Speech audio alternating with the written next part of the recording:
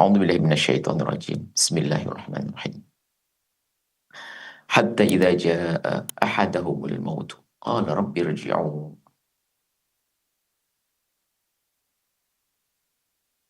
Orang-orang kafir yang sudah disebutkan dengan pembangkangannya yang variatif, yang bermacam-macam, yang model-model. Yang intinya adalah mereka membangkang, menolak kebenaran yang Allah kirimkan. Orang kafir.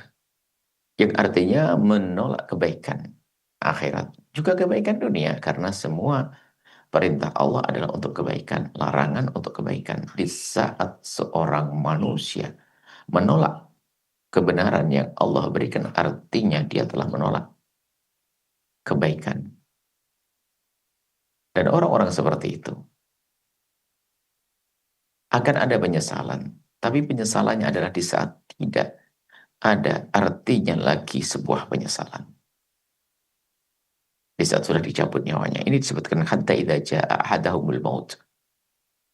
Sampai mereka itu yang dengan pembangkangannya datang kepadanya kematian. Sehingga kalau orang mati, itu akan ditampakkan oleh Allah. Kalau ahli surga ditampakkan surga. Wa absiru bil jannati lati kuntum tu'adun. Ahli iman, orang yang selalu dengan kebaikan, akan tampakkan surga. Sehingga yang ada adalah justru semakin rindu untuk bisa memasuki surga. Adapun mereka yang dengan kekafirannya akan ditampakkan neraka, maka ketakutan dia. Sampai disebutkan sampai seperti dipukul-pukul gitu. Untuk keluar, akhriju anfusakum. Keluarkan, keluarkan, keluarkan. Suruh keluar tidak mau, tapi tetap harus keluar, itu nyawa, itu ruh. Nah, di saat seperti itulah ia melihat kenyataan. Lalu mereka berkata, Rabbi rji'un. Ya Allah, kembalikan aku ke dunia. Nyesel dia tidak menerima kebenaran. Akan tapi penyesalan yang tidak ada artinya, pengakuan terhadap Allah. Seperti Fir'aun sendiri mengakui, ada Tuhan di akhir hayatnya. Akan tapi sudah disebutkan bahwa kalau tobat itu setelah gharah tidak akan diterima. Innallaha yaqbalu taubatal abdi ma lam yugharghir. Allah akan terima tobatnya seorang hamba selagi belum gharah. Gharah itu adalah nyawa sudah di tenggorokan sama di saat matahari sudah terbit dari barat. Di saat nanti matahari terbit dari barat, semua orang pengen tobat. Bagaimana tidak? Dia ketakutan yang luar biasa. Bagaimana matahari terbit dari barat? Semua berita yang mereka dengar dari orang Islam dipercaya oleh orang yang tidak beriman sekalipun. Lalu mereka bergegas, berbondong-bondong ingin masuk Islam, tidak diterima. Kalau sudah dua keadaan, matahari terbit dari barat, di saat nyawa sudah sampai tenggorokan, gharah. Inilah yang dirasakan oleh orang kafir. Nanti di saat ajal mereka sudah menjemputnya, kematian sudah diambang, kemudian dia sudah melihat tempatnya nanti di akhirat, ini detik-detik kematian. Mereka berkata, Rabbi irji'un, ya Allah, kembalikan kepadaku. Irji'un ini adalah dengan kalimat jamak di sini adalah ta'zim. Bitta'zim, begitulah. Ta'zim itu adalah dalam bahasa Arab kalau menunjukkan pengagungan terhadap diri, pengagungan adalah dijamak, didomirkan, maksudnya kuat, kokoh. Seperti inna nahnu nazzalna dzikra wa innahu lahafidun. Lafaz Allah di sini pakai nahnu nazzalna dzikra lit ta'zim. Maka juga begini, irji'un. Irji'un, kembalikan ke aku kepada dunia. Bisa jadi maknanya irji'un, dia melihat malaikat-malaikat yang diperintahkan oleh Allah karena diliputi oleh malaikat. Dia minta irji'un, kembalikan saya ke dunia. Termasuk malaikat penyambut nyawa dan sebagainya. Dia melihat. Jadi kalimat irji'un, padahal Allah Maha Tunggal. Kenapa irji'un? Siapa yang mengembalikan? Allah yang mengembalikan. Akan tapi kalau khitab ini dimaksud adalah dia menyuruh, ya Allah irji'uni, kembalikan aku lit ta'zim. Karena dia lagi merayu, lagi meminta kepada Allah, irji'un, mengagungkan Allah. Dengan kalimat jama' irji'un.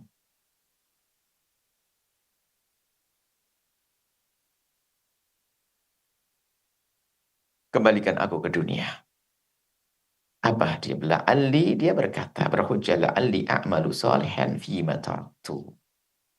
Niscaya aku akan berbuat baik dari apa yang selama ini tidak aku lakukan. Saya ingin balik.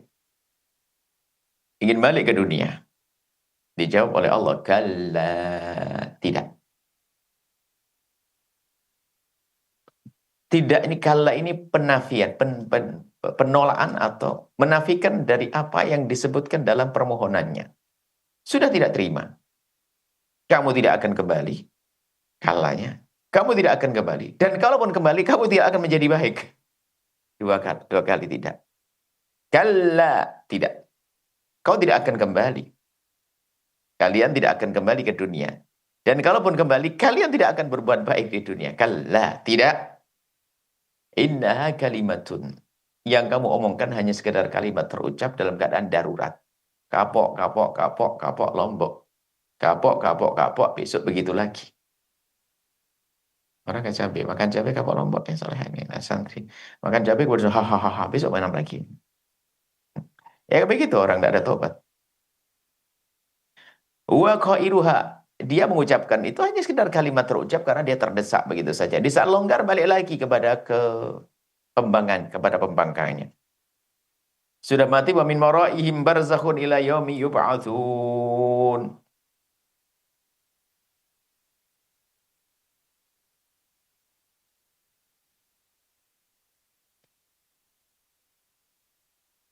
Di belakangnya ada barzakh.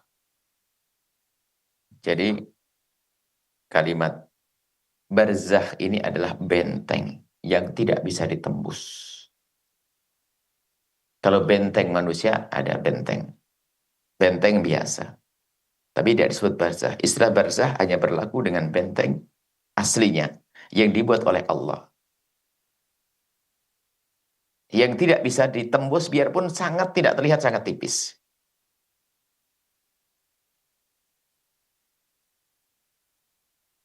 Marajal bahraini yaltaqiyani bainahuma barzakhun la yabghiyani. Ini kisah bagaimana tentang Nabi Musa. Di saat Nabi Musa ada satu air bertemu. Ada nanti di Arab sana tuh ada air tawar dengan air laut itu. Ini yang disebut barzakhun sih. Air laut dengan air tawar itu nyatu tapi tidak bersatu. Karena Allah yang membuat barzakh. Allah membuat benteng antara air asin dengan air tawar. Sampai mengagumkan ini. Air kok tidak bisa bercampur ya? Padahal sama-sama air. Coba kalau kita ambil air tawar di sini sama air asin, ya selalu jadi payung. Tapi ada air di sebuah tempat di sana itu, ini yang disebutkan nama Al-Quran. Air di situ tidak bertemu, air asin dengan air tawar. Padahal di satu tempat, ini hanya ada batas itu. Subhanallah, ini keajaiban. Termasuk kisah Fir'aun juga. Ayo Allah membuat waktu dibelah lautan oleh Nabi Musa, dipisah ini antara kiri dengan kanan sehingga Nabi Musa bisa melewatinya. Tidak pakai benteng, tapi yang membuat adalah Allah. Tidak bisa ditembus karena Allah yang membuatnya.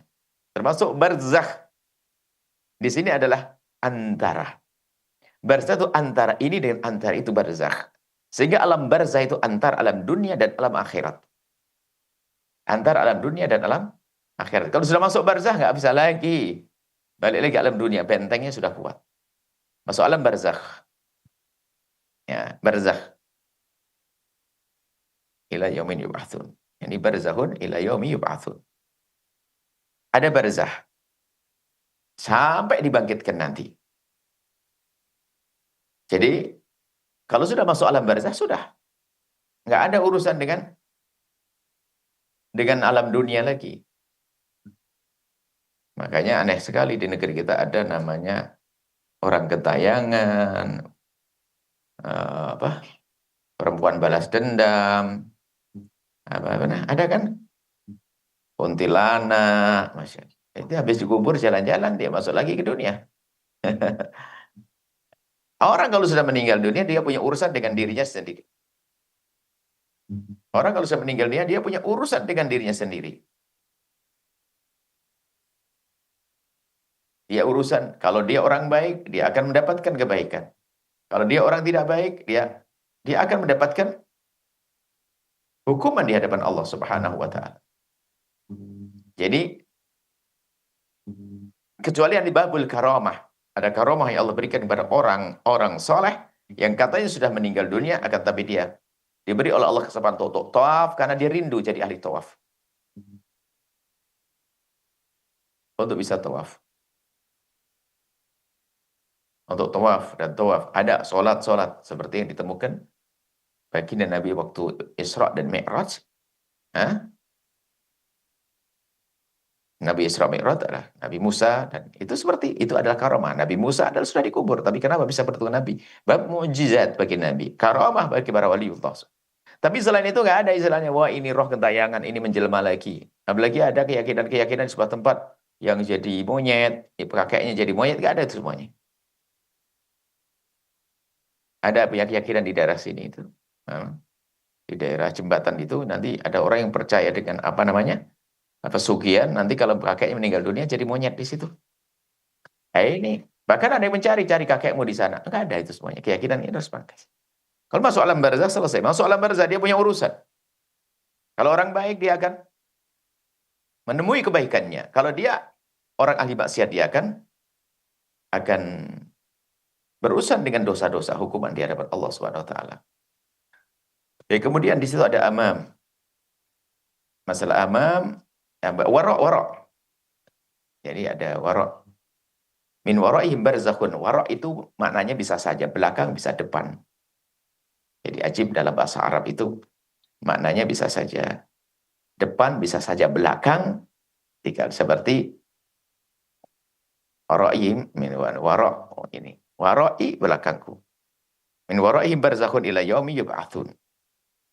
Jadi ini justru min wara'ihim di dalam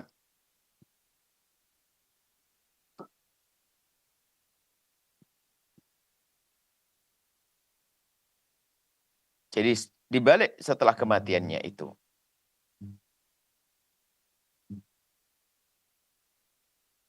Setelah orang meninggal dunia, dia akan menemukan barzakh. Di dalamnya ada barzakh. Sampai kapan? Sampai hari dibangkitkan.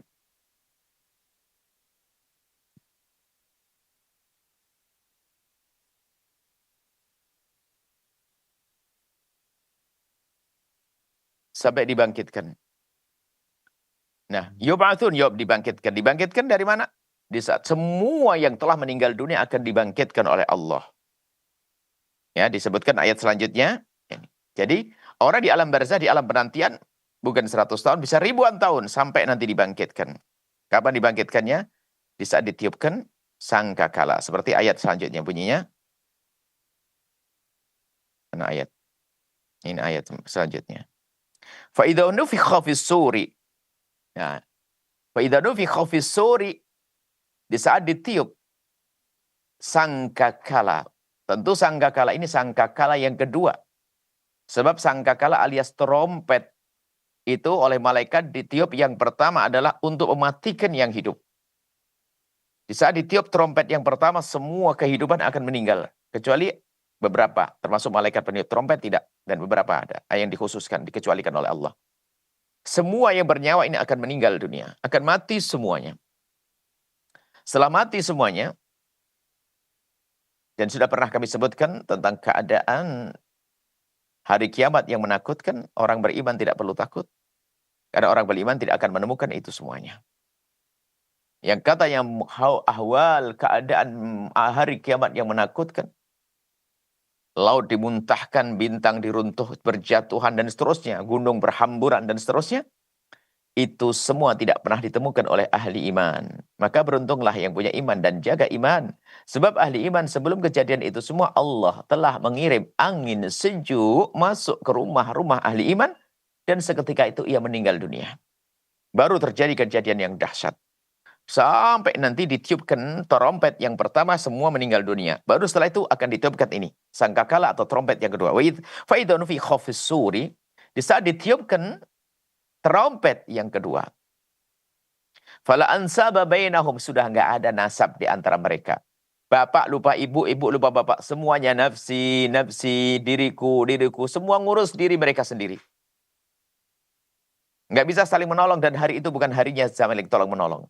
Harinya menikmati amalnya yang punya amal baik. Harinya bertanggung jawabkan amalnya jika itu tidak baik.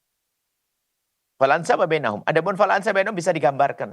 Dalam keadaan darurat, dalam keadaan terdesak orang itu, selagi tidak punya iman. Ukuran kita punya iman. Kalau sudah tidak punya iman, tidak punya harapan, nilai-nilai kebaikan nanti setelah hari ini, kehidupan di akhirat misalnya. Ini keyakinan di akhirat. Yang nggak punya iman, dia hidup di dunia ini. Kalau tidak punya iman, dalam keadaan terdesak sudah tidak pandang saudara. Lihat, akan diambil harta saudara, mungkin dibunuh segala macam. Lihat hari ini. Kalau menggambarkan bagaimana keadaan dahsyatnya nanti. Kalau mereka sudah tidak saling ingat dengan saudara, ya wajar sekali. Kecuali yang punya iman. Karena yang punya iman akan dikumpulkan dengan ahli iman. Dan mereka akan berbondong-bondong dalam kebaikan. Bahkan ada yang melewati padang mahsyar bainal dhuhri wal asri. Seperti antara waktu dhuhur dengan asar laksana kilat. Ada yang mendapatkan perlindungan dari Allah. Ahli iman bermacam-macam saat itu. Begitu juga orang-orang ahli maksiat juga bermacam-macam keadaannya. Yang jelas mereka sudah tidak ingat lagi. Tidak sadar lagi. Itu anak, itu bapak. Kalau bukan orang beriman. Bal akan menjadi musuh, saling tuntut-menuntut. Kalau sempat nanti akan hari pengadilan dari Allah. Al-akhilla yauma idzin ba'duhum li ba'din adu. Kecuali orang yang beriman. Semua saling menuntut. Hei ayah, kenapa kau tidak mendidik aku dengan benar? Hei ibu, kenapa kau tidak aku dengan benar? Sang ibu, hei anak, kenapa kau begini? Terus saudara dengan saudara. Saling tuntut-menuntut. Selagi pertemuannya di dunia bukan untuk amar ma'ruf nahi mungkar, ta'awanu 'alal birri wat taqwa, untuk saling ta'awun 'alal birri wat taqwa. Jika kehidupan di dunia bukan untuk tolong-menolong dalam kebaikan dan ketakwaan, maka ketahuilah di saat di akhirat nanti akan menjadi permusuhan. Bahkan lupa, seolah-olah bukan anak, seolah bukan saudara. Ini kalau kita bayangkan di dunia pun juga sama. Kalau tidak punya iman, lihat kakak adik bermusuhan dia. Mau bunuh-bunuhan dia. Rebutan waris, rebutan harta, rebutan segalanya. Terseksa. Lalu keadaan di padang mahsyar lebih dahsyat dari itu semuanya. Sehingga fala ansaba bainahum yauma idzin. Tidak ada nasab lagi, enggak ada bapak anak. Yafirul mar'u. Seorang akan lari min akhihi wa abi wa bani. Semua dari saudaranya akan meninggalkan. Sudah. Nafsi, nafsi, nafsi, nafsi. Ngurusi dirinya sendiri. Wala yatasaalun, dan mereka sudah ada saling ngomong. Enggak sempat. Dan itu pernah. Kisah ini dengar oleh Siti Aisyah, seorang wanita mulia. Seorang wanita mulia yang sangat mulia. Mulia di dunia, mulia di alam barzah, mulia di padang mahsyar, mulia di akhirat nanti. Di saat mendengar bahwasanya manusia dibangkitkan dalam keadaan tidak mengenakan selembar kain sedikit pun. Jadi dalam keadaan tidak mengenakan baju semuanya. Seperti di saat dilahirkan, maka dilahirkan di muka bumi, bumi yang dirubah. Jadi padang mahsyar bumi kita ini dirubah oleh Allah menjadi bumi yang putih tanpa tapal batas. Sehingga orang tidak tahu dari mana dan akan kemana. Karena semuanya sama. Kalau ada tapal batas kan kita tahu dari sana menuju ke sana. Dari Blitar menuju ke Kediri. Akan tapi nanti sudah tidak ada tapal batas sehingga orang pergi ke sana sama. Saya tidak ngerti. Sehingga hanya muter-muter tidak sadar mereka. Nah, ini keadaan di padang mahsyar. Siti Aisyah dengan iman, dengan rasa malu yang tinggi mengatakan, ya Rasulullah, alangkah malunya kita jika kita nanti dibangkitkan di padang mahsyar dalam keadaan kita tidak mengenakan pakaian. Nabi menjawab, keadaan padang mahsyar lebih dahsyat daripada orang mikir auratnya orang. Nah, ini, begitu dahsyatnya, nggak kepikiran itu semuanya. Dan termasuk jangan guyonan ya, urusan mahsyar, urusan neraka dan sebagainya. Guyonan urusan syariat adalah maksiat besar, bisa mengeluarkan dari iman. Mungkin ada guyonan. Ah, di neraka aja enak sama artis. Memang neraka enak sama artis. Kami jawab dengan dua jawaban. Pertama, memang artis semuanya masuk neraka. Ada artis yang tobat menjadi baik banyak kok. Satu. Yang kedua, neraka. Bagaimana? Biarpun duduk dengan wanita cantik kayak apapun, tapi dibakar. Nggak usahlah di neraka, di dunia aja deh. Dipeluk sama laki perempuan cantik, kakinya dibakar sebelah. Ayo, mana bisa? Kok sok banget? Akhirnya itu sebenarnya meremehkan agama. Termasuk ini kadang ada guyonan, wah asik dong nanti kita telanjang semuanya nggak pakai baju. Kita bisa melihat ini dan itu. Tidak, nggak sempat melihat ini itu. Nggak sempat melihat. Jadi semuanya nafsi nasib sibuk dengan dirinya sendiri. Walau tasalun nggak ada sempat ngobrol apapun. Sudah, mereka berjalan sesuai dengan batas yang sudah tentukan untuk dia. Berapa lama dia harus diputar-putar di padang mahsyar. Akan tapi di sana ada bermacam-macam ahli iman yang berjalan sesuai dengan amal baiknya. Ada yang melewati padang mahsyar sana kilat, berjalan di atas kepala manusia. Maksudnya meluncur. Ada yang berjalan dengan membawa dosanya sehingga terbebani. Sehingga seolah-olah, bukan seolah-olah, dia berjalan seperti di atas genangan keringatnya yang sampai kepada mata kakinya, ada yang sampai ke lututnya, ada sampai ke pinggangnya, ada sampai menenggelamkannya. Itu keadaan di sana. Nah ini, kemudian, Masya Allah, sampai di sini dulu, Insya Allah. Kita lanjutkan pada pertemuan yang akan datang, keadaan-keadaan orang yang tidak punya iman. Maka dari itu jaga iman. Sebelum datang hari itu yang telah Allah janjikan. Dan pasti akan datang. Tapi ahli iman tidak usah khawatir. Ahli iman yang menjalani hidup di dunia dengan keimanan tidak usah khawatir. Dia akan menemukan bahwasanya perjalanan di alam barzah sekalipun akan merasakan nikmatnya surga. Akan disodorkan nikmat surga bagi orang yang berada di alam barzah. Jadi keyakinan kita ahli sunnati wal jamaati bahwa ada nikmat alam barzah dan juga ada siksa alam barzah. Kemudian nanti dibangkitkan pun juga demikian. Orang beriman akan dapatkan pertolongan dari Allah. Hingga pada akhirnya juga meminum dari air telaga baginda Nabi. Siapapun yang meminumnya tidak akan haus lama-lamanya hingga meluncur menuju surga. Ini saja bisa kami hadirkan. Semoga Allah memberikan kepada kita pemahaman yang benar. Allah menguatkan iman kita. Allah menjaga iman kita. Sehingga kita meninggal dalam keadaan husnul khatimah. Sehingga kita akan menemukan keindahan di alam barzah. Di padang mahsyar ringan. Nyeberang siratal mustaqim laksana kilat. Hingga di surga bersama baginda Nabi Muhammad SAW. Wallahu a'lam bissawab.